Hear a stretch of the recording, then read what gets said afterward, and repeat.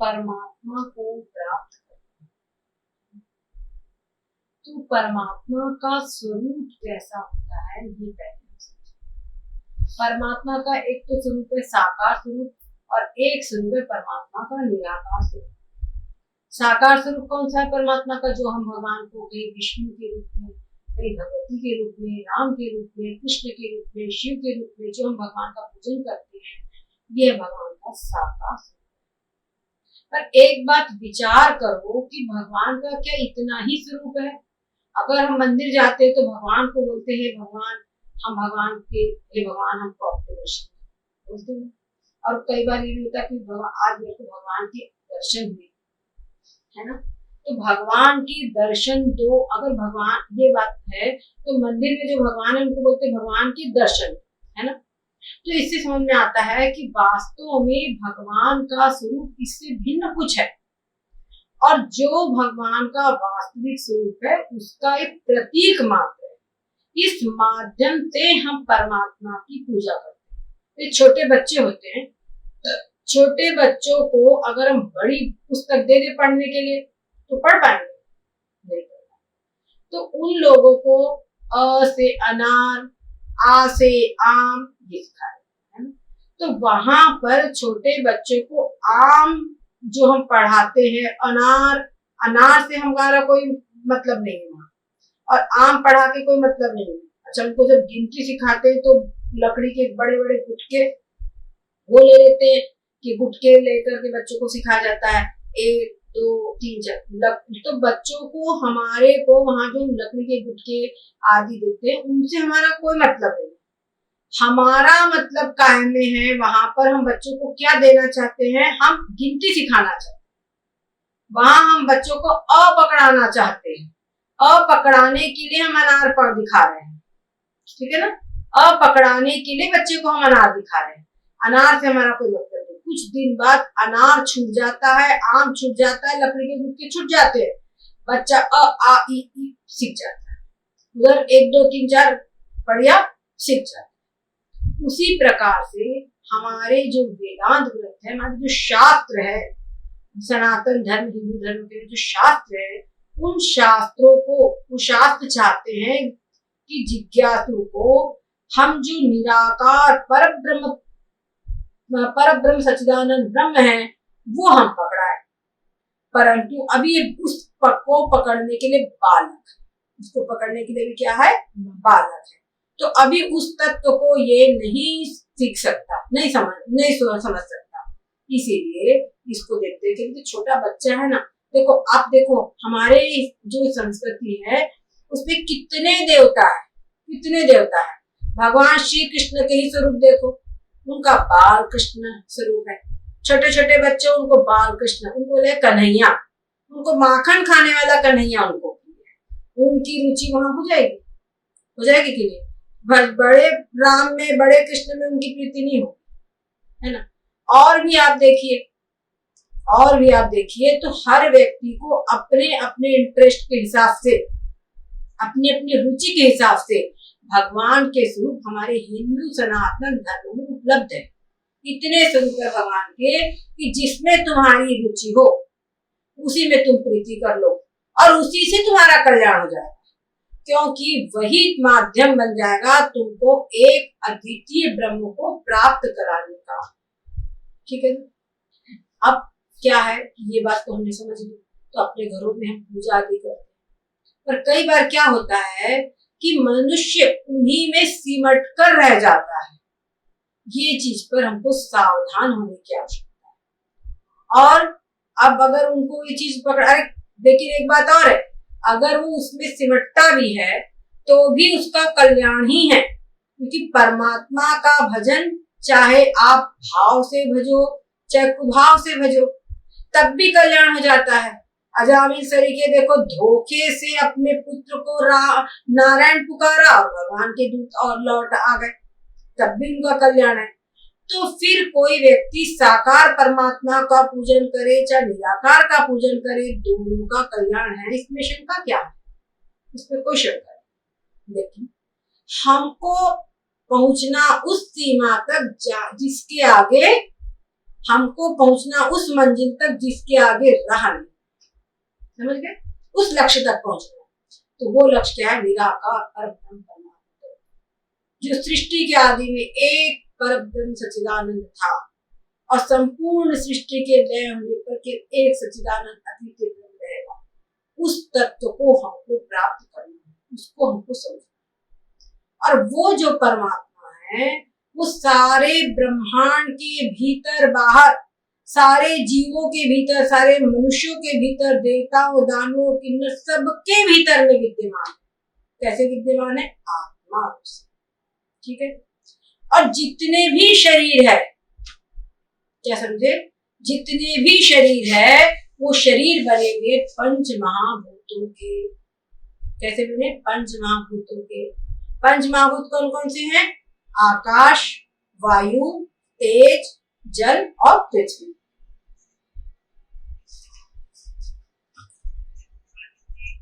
ठीक है? वो शरीर कैसे बने हुए? आकाश, वायु, तेज, जल और पृथ्वी। इस क्रम को याद रखना। ठीक है? आकाश, वायु, तेज, जल और पृथ्वी, इन पंच महाभूतों से ये शरीर बना हुआ है। ये जो हम बता रहे हैं, बहुत प्रारंभिक जिज्ञासु भी इसका चिंतन कर सकता है और इसी से अंतिम मंजिल भी प्राप्त हो जाएगी। ये एक ऐसा ध्यान हम आप लोगों को बताएं। और अब बात समझो। अब पहले हम ये समझे कि शरीर में आकाश कहाँ कहाँ, ये भी तो मालूम होना चाहिए। तो शरीर में जितना भी आकाश कैसा है? पूर्ण भाग, अवकाश, खाली स्थान। तो शरीर में भी हमारे देखो खाली भाग है कि नहीं है? खाली भाग है, पूर्ण भाग है। हमारे नाक में देखो खोल है, आंख और मुंह में खोल है। और जो हम पानी वानी पीते हैं तो नदियों में जाता है, तो नदियों में खोल है। पेट में खोल है, खाली भाग है। और पूरे शरीर में जो रक्त बहता है तो खाली जगह तभी तो बहता है। कोई नाली हो, पाइप हो तो वहां पे खाली जगह रहती, तभी तो वहां से पानी बहता है। और नहीं हो तो कुछ नहीं बह जाएगा। तो पूरी जो हमारे शरीर के अनेकों नालियां हैं, नस नाड़ियां, सबके अंदर में खाली भाग, और शरीर में अन्य खाली भाग हुआ है। वो जो खाली भाग है, हर एक सेल में, एक एक कोशिका में खाली भाग है। वो जो खाली भाग है वो क्या है? आकाश। हम पृथ्वी को खोदो, हमको खोल भाग जो मिलेगा वो आकाश है ना। वैसे ही ये जो शरीर है इसके अंदर भी जितना भी खाली भाग है, खोल भाग, पोला भाग, वो क्या है? आकाश का। ठीक है? उसके बाद में वायु। शरीर में वायु तो स्पष्ट समझ में आता है, श्वास लेते हैं और छोड़ते हैं, है ना। श्वास लेते हैं छोड़ते हैं, श्वास तो स्पष्ट समझ में आता है। तो शरीर में वायु विद्यमान है। उसके बाद तेज, तेज यानी अग्नि। शरीर के अंदर गर्माहट है, टेम्परेचर है ना। डॉक्टर भी कहते इतने डिग्री टेम्परेचर, इतनी डिग्री टेम्परेचर है। तो टेम्परेचर जो है क्या है? अग्नि है, तेज तत्व शरीर में है। अगर वो ना हो तो शरीर चलेगा ही नहीं। और उसके बाद में तेज के बाद में है जल। शरीर में वायु जल है, स्पष्ट मालूम। पानी पीते हैं और पानी ना मिले, पसीना के रूप में पानी बाहर निकलता है। अगर हम पानी ना पिए, पानी की कमी हो जाए तो मृत्यु हो जाती है ना।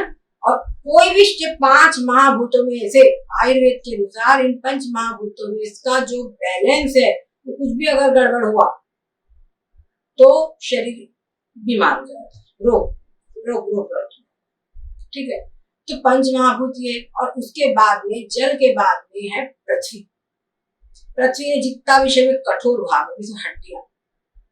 अच्छा एक बात और देखो, डॉक्टर लोगों के पास जाते हैं, कैल्शियम की कमी हो गई है, मैग्नीशियम की कमी हो गई, फास्फोरस की कमी हो गई, पोटेशियम की कमी हो गई है, इनके अंदर विटामिन B12 नहीं है, विटामिन B12 दो। इसकी कमी से पाचन ठीक नहीं हो रहा, इसकी कमी से इसको हार्ट की प्रॉब्लम हो रही है, इसकी कमी से लिवर की प्रॉब्लम हो रही है। डॉक्टर बोलते हैं ना, वो सारे जितने भी तत्व है, खनिज तत्व से मिलते कहां से? पृथ्वी से, है ना। जैसे पृथ्वी से मिलते हैं। और पृथ्वी के कार्बन शरीर में बराबर है, तभी हम जो ऑक्सीजन लेते हैं और कार्बन डाइऑक्साइड बाहर निकालते हैं, है ना। तो कार्बन भी शरीर में है। तो ये सब चीजें क्या पृथ्वी से ही मिलती है। तो पृथ्वी, ये सब तत्व जो है पृथ्वी का ही रूप, पृथ्वी जो हमारे शरीर में मौजूद है ना। हड्डियां वगैरह जो है सब कैल्शियम कार्बोनेट का ही बना हुआ पूरा रहता है, स्केलेटन जो हमारा। तो शरीर के अंदर में पृथ्वी तत्व मौजूद है। क्लियर होगी बात? तो आकाश, वायु, तेज, जल और पृथ्वी पांचों तत्व हमारे शरीर में मौजूद है। ये बात क्लियर है? विज्ञान के अनुसार भी क्लियर है, हम खुद समझ सकते हैं इसको। ठीक है, अब उसके बाद में फिर हमको करना क्या है? आगे हमको ये करना है कि ये पंच महाभूतों का शरीर है और पंच महाभूतों के शरीर के भीतर में यहाँ पर हमारा जो है आत्मा, क्या है? आत्मा। और ये जो आत्मा है ये क्या है? ईश्वर अंश जीव अविनाशी, ये ईश्वर का अंश है। जैसे ईश्वर जो पंच महाभूतों का अंश है और ये ईश्वर का अंश है, जो आत्मा है वो ईश्वर का अंश है। ठीक है, ईश्वर तत्व है। अब क्या है कि जिस समय पर हमको चिंतन करना है, हमको क्या करना है? जो इस शरीर के भीतर में जितना भी आकाश तत्व है, वो आकाश तत्व में कोर भाग जितना भी है वो आकाश का भाग आकाश को दे। अब भावना करिए, आपको फील होगा कि शरीर में जितना भी पोल भाग है वो आकाश को दे दिया। अब आकाश शरीर पोल भाग से रहित शरीर, और उसके बाद में शरीर के अंदर जितना भी वायु तत्व है वो हवा, वो वायु का भाग वायु।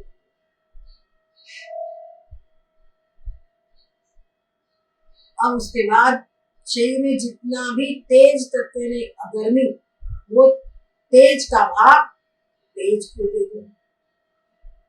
उसके बाद शरीर में जितना भी जल तत्व है वो जल का भाग, गीला भाग जल का भाग जल को दे दो। उसके बाद शरीर में जितना भी कठोर भाग है वो पृथ्वी का भाग पृथ्वी को दे दो। अब रह गया कौन? इसमें केवल आत्मा, ईश्वर अंश जीव अंश। ये जब मिलेगा तो ईश्वर से ही मिलेगा। ईश्वर अंश तो जो देने वाला जो है जीव आत्मा, ये आत्मा ही एकमात्र है।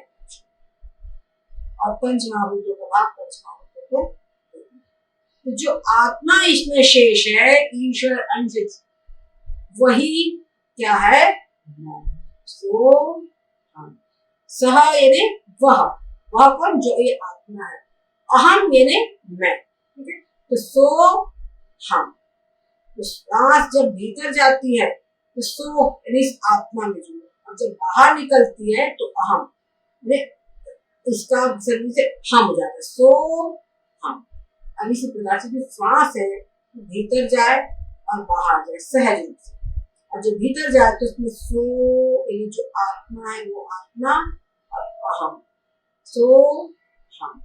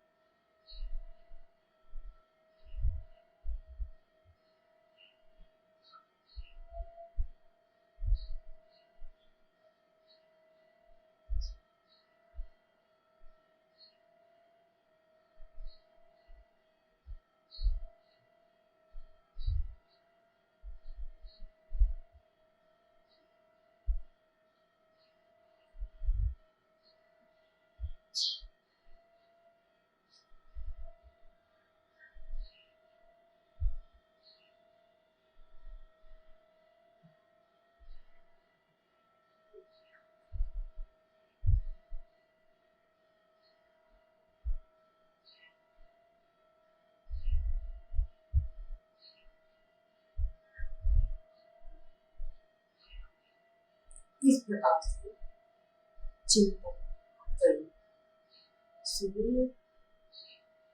चित्त के श्वास भीतर जाए, सहज रूप से श्वास भीतर जाए तो सो, बाहर जाए तो देखिए आपका मन शांत हो जाए। ये जो चित्त का शांत होना है, ये तभी होगा जब हमारा चित्त आत्मा में, जो चित्त की वृत्ति वो आत्मा में टच होगी। तभी इसको आप हमेशा करें, डेली, ठीक है। इसको करने से आपको बहुत अच्छा, ये सीधे अपने आत्मा से जुड़ना। सदगुरुदेव